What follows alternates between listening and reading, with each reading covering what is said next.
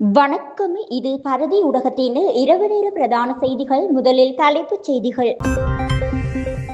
எரிபொருள் விநியோகம் அரசாங்கம் எடுத்த அதிரடி முடிவு. பிள்ளையானிடம் இருந்து கிடைத்த மிக முக்கிய தகவல்கள் அனுர பகிரங்கப்படுத்திய ரகசிய மாயம். செம்மணி மனித புதைகுழி அகழ்வு மீண்டும் ஆரம்பம். புதைக்கப்பட்ட உண்மைகள் வெளிவருமா? ரணிலுக்கு சிகிச்சை அளித்த வைத்தியர்களுக்கு சிஐடியால் ஏற்பட்ட சிக்கல். ஜிஎல்பி பகிரங்கம். ஜாலில் போலி காணியுறுதி தயாரிப்பு சந்தேக நபர் கைது. கொழும்பினை வந்தடைந்த INS நிரிஷெட் போர்க்கப்பல். நாவட்குழி விகாரை பிக்கு கைது விவகாரம் சுமந்திரனி குற்றம் சாட்டும் ஹசவதேரர். எரிபொருள் விநியோகம் குறித்து வெளியான அறிவிப்பு. ஜாலில் காவல் நிலையம் ஒன்றின் பின்காணிக்குள்ளிருந்து மீட்கப்பட்ட கஞ்சா. இனி தொடர்பென விரிவான செய்திகள்.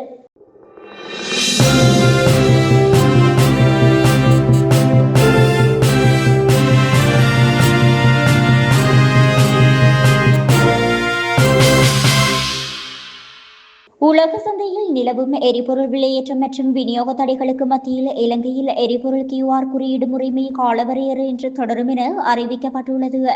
உலக எரிபொருள் போக்குவரத்தில் 20% பங்களிப்பை வழங்கும் ஹோர்முஸ் நீரிணை பகுதியில் ஏற்பட்டுள்ள தளம்பல் நிலையினால் உலகளாவிய விநியோக சங்கிலி பாதிக்கப்பட்டு விலை மாற்றங்கள் ஏற்பட்டுள்ளன. எனவே தற்போதைய QR குறியீடு முறையின் கீழேயே சில்லறை எரிபொருள் விநியோகம் தொடரும். எவ்வாறாயினும் தேவைக்கேற்ப இந்த முறையில் மாற்றங்கள் செய்யப்படும் என தெரிவித்தார். மேலும் எதிர்காலத்தில் கொடுப்பனவு முறைகளை முழுமையாக டிஜிட்டல் மயமாக்குதல், வாகனங்களின் வகைகளுக்கேற்ப வழங்கப்படும் எரிபொருள் அளவை அப்போது திருத்தம் செய்தல், சமூகத்தின் பல்வேறு பிரிவினருக்கு எரிபொருள் மானியங்களை வழங்குவது குறித்து பரிசீலித்தல் போன்ற திட்டங்கள் அமல்படுத்தப்படும்.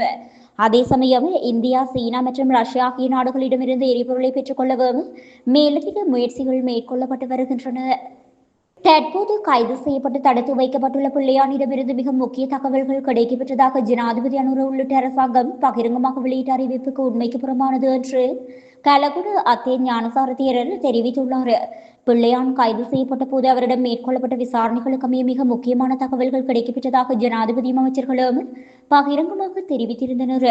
குறிப்பாக குற்றப்புலனாய்வு திணைக்களம் சமர்ப்பித்த பி அறிக்கையில் உயிர்த்த ஞாயிறு தாக்குதலுக்கும் பிள்ளையானுக்கும் இடையில் நேரடி தொடர்பு இருப்பதாக இந்த ஒரு விடயமும் உள்ளடக்கப்படவில்லை. தற்போது நீதிமன்றத்தில் சமர்ப்பிக்கப்பட்டுள்ள உத்தியோகபூர்வ ஆவணங்களில் இத்தகைய தகவல்கள் ஏன் இடம்பெறவில்லை? அரசியல் லாபங்களுக்காக கூறப்பட்ட இத்தகைய கருத்துக்கள் உண்மைக்கு அப்பாற்பட்டவை என்பது இப்போது நீதிமன்ற அறிக்கைகளின் ஊடாக தெரிய வந்துள்ளது என குறிப்பிட்டுள்ளார். நீண்ட காலமாக எதிர்பார்க்கப்பட்ட செம்மணி மனித புதைகுழியின் 3ஆம் கட்ட அகழ்வு பணிகள் எதிர்வரும் 27ஆம் தேதி திங்கட்கிழமை ஆரம்பமாக உள்ளன. யாழ்ப்பாணம் நீதவான் நீதிமன்றில் நீதிவான் எஸ் லெனின்குமார் முன்னிலையில் இவ்வழக்கு விசாரணைக்கு எடுத்துக் கொள்ளப்பட்டது. சுமார் 8 வார கால பகுதிக்கான அகழ்வு பணிகளுக்காக சட்ட வைத்திய அதிகாரியினால் சமர்ப்பிக்கப்பட்டிருந்த மதிப்பீட்டு திட்டத்திற்கு நீதியமைச்சு ஒப்புதல் அளித்துள்ளது. அத்துடன் அதற்கான நிதியையும் விடுத்துள்ளது. இதனையடுத்து எதிர்வரும் 27ஆம் தேதி வழக்கை விசாரணைக்கு அழைத்து அன்றைய தினமே களத்தில் 3ஆம் கட்ட அகழ்வு பணிகளை முன்னெடுப்பதென நீதிமன்றம் தீர்மானித்துள்ளது.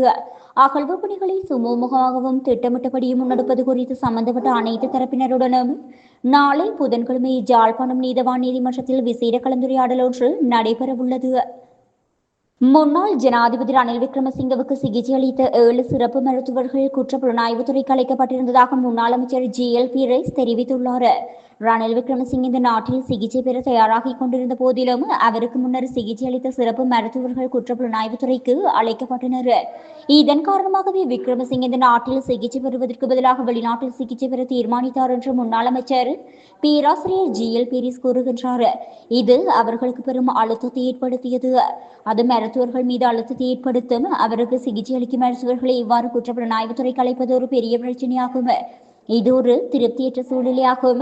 இதற்கிடையில் முன்னாள் ஜனாதிபதி ரணில் விக்ரமசிங்கவின் பிரித்தானிய பயணம் குறித்து விசாரிக்க ஒரு சிறப்பு போலீஸ் குழு கிரேட் பிரித்தானியாவுக்கு சென்றுள்ளது.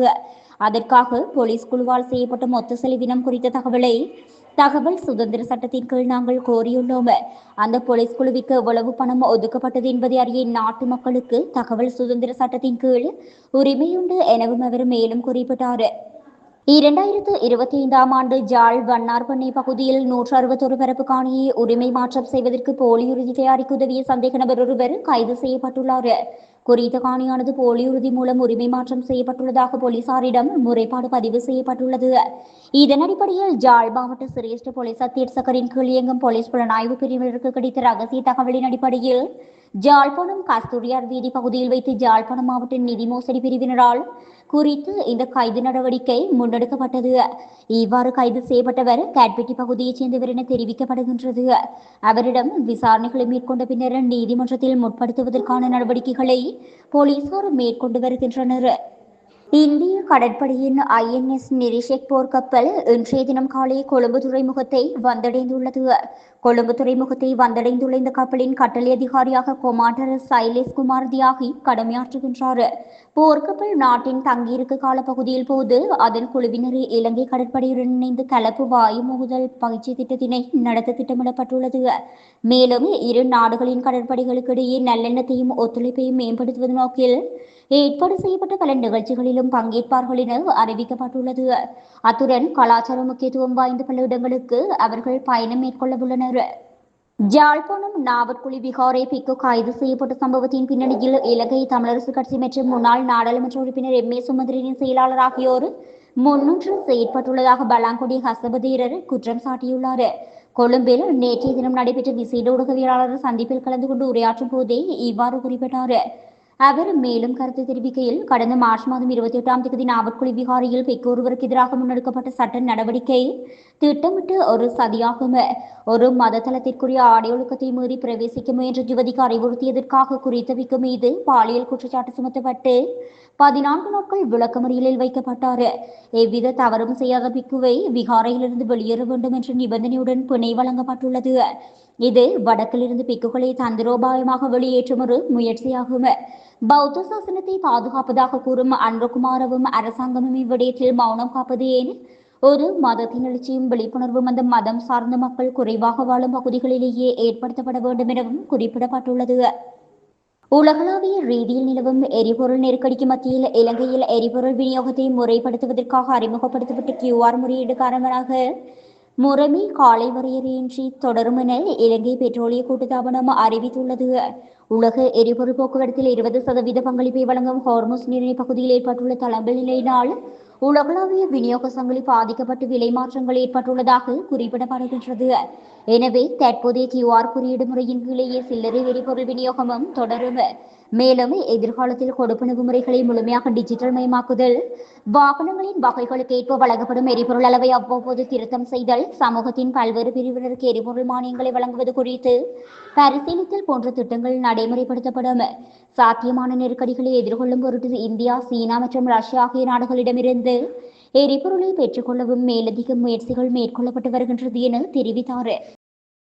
ஜாழ்ப்பாணத்தில் காவல் நிலையம் ஒன்றின் பிற்பகுதியில் உள்ள வெற்றுக்காணிக்குள்ளிருந்து 10 கிலோகிராம் கேரள கஞ்சா மீட்கப்பட்டுள்ளது. கொடிகாமம் காவல் நிலையத்தின் பின்புறமாக உள்ள வெற்றுக்காணிக்குள் சந்தேகத்திற்கிடமான முறையில் பொதியொன்று காணப்படுவதாக காவல்துறைக்கு தகவல் கிடைத்ததை அடுத்து அங்கு விரைந்த காவல்துறையினர் பொதியை மீட்டு சோதனை செய்தனர். அதற்குள் 10 கிலோ கேரள கஞ்சா காணப்பட்டுள்ளது. அதனைத் தொடர்ந்து அதனை மீட்டு காவல் நிலையம் எடுத்து சென்ற காவல்துறையினர் அது தொடர்பிலான மேலதிக விசாரணைகளை முன்னெடுத்துள்ளனர்.